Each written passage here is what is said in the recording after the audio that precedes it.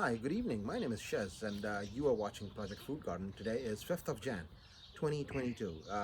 Almost 8 weeks since we transplanted the whole variety of the tomatoes that we are doing, and we promised you that we will start reviewing each and every one of them in every episode.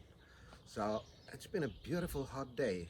I've got my own saying that life gives you lemons, you make lemonade, and when the weather is hot, you sunbathe. So I haven't done any sunbathing though. It's warning out the heat today.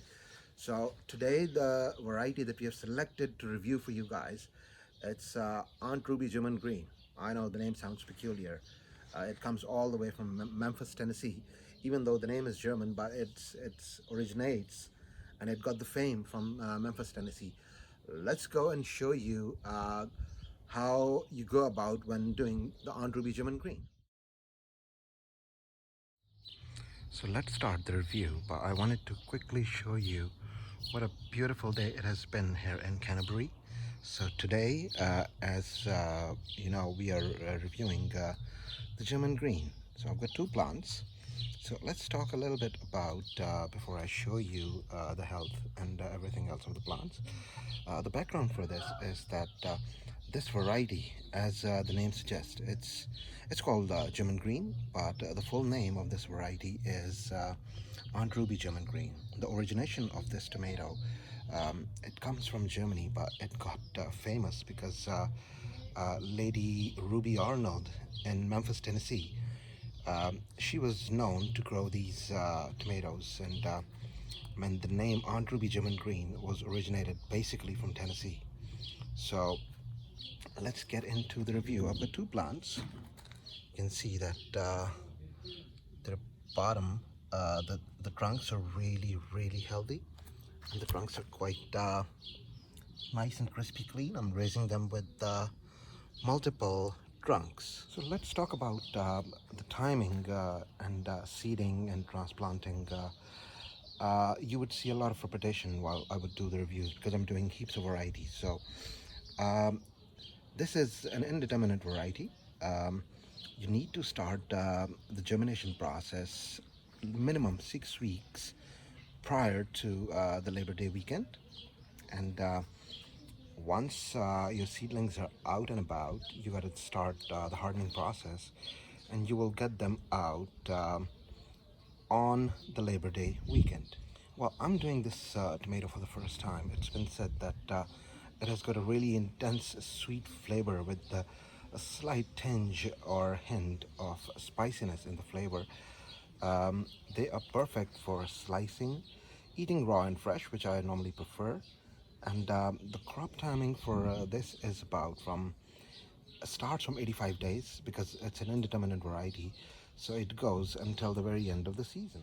As you can see, the plants have grown up till almost 3.5 foot in about 8 weeks time. We are the first week of Jan. um, it's been also noted it's producing an amazing amount of blossom. If I could focus that for you, there we go. So yeah, um, it bears a really big green fruit. We have got a bit of fruiting. I'll show you that in a sec. Um, it has been said that it's a prolific producer, and from the looks of all the blossom that I'm observing on the plant, it is, I reckon that it's quite true that it's living up to its name. So now let's show you how it has developed the fruit in the first 8 weeks. As you can see, I quite like the shape. It looks quite it to start with. If you look at the fruit, it looks a bit like a tiny version of Italian Roma. This is the first cluster that is developing on the plant. It is producing heaps of blossom, and as you can see, the clusters are developing really nicely. So that is just from 7th of November, it's probably 7th of Jan, so exactly 8 weeks. You can see the amount of blossom that we are getting on this. So the fruit size is said to be quite massive. It can go up till 450 grams to 500 grams plus, so it's more than a handful. So as like all other varieties that you guys would grow in your garden, upon this stage, when the plants are profoundly producing blossom and converting that into fruit, you would have to be really religious about what you feed to the plants. I mean, during the blossoming and fruiting, I have administered potash yesterday. Let me show you another important aspect. This tomato, it loves high drainage soil, and it's better if you cover um, with mulch. I've given wood shaving, which is the slicer or smaller version of the mulch. As you can see, we don't have a lot of issues with the weed, so make sure that your soil does not have a very high pH, because I've noticed in few of my plants I have seen on the other side, not in this batch, we have suffered blossom end rot, which I'm planning to treat in the next few days. So the next thing that I want to talk about, which I probably would repeat quite a few times, is the placement of the plants.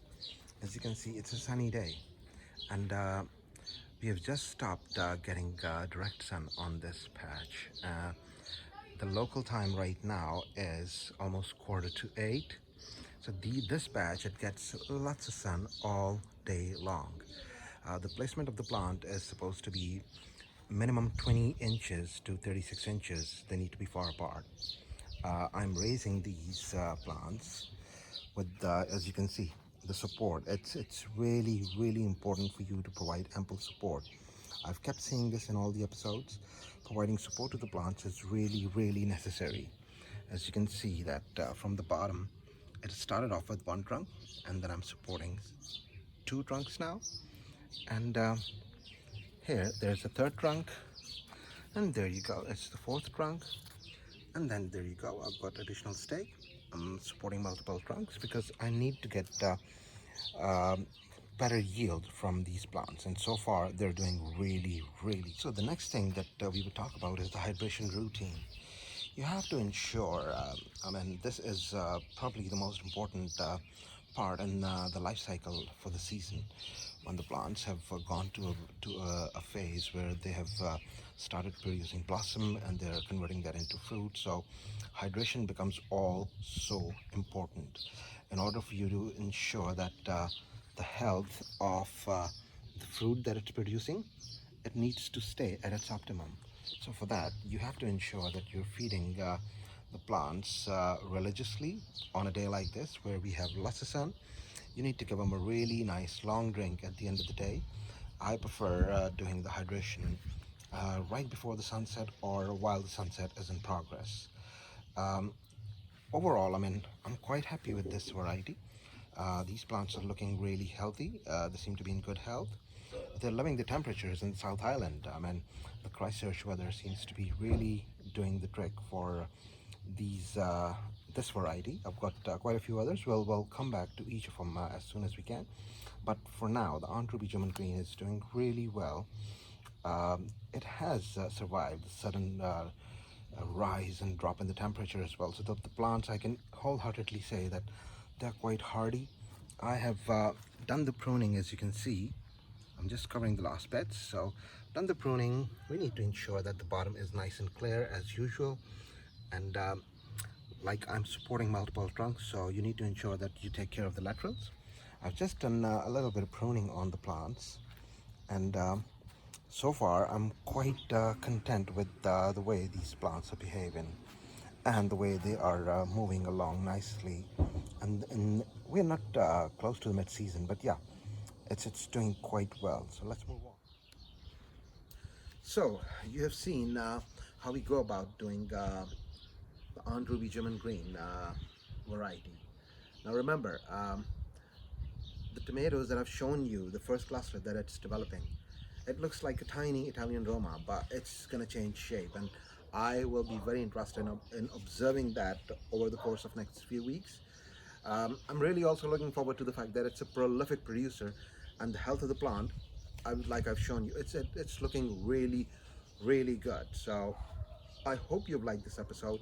If you have any questions, even though we are taking you through this journey from the point of the seedling, doing the hardening, putting them in the patch with the the transplantation after the Labor Day weekend, and now after 8 weeks, and we'll keep doing the reviews for you guys. So we will in the course show you how each and every variety is doing, and we'll select another variety tomorrow to review for you. So drop down your comments, let us know what you think about these episodes. Once again, warm welcome to all the new subscribers. Welcome to Project Food Garden. We really appreciate the support wherever you are in the world. Have a lovely morning, afternoon, evening, and night. We'll see you soon. Goodbye.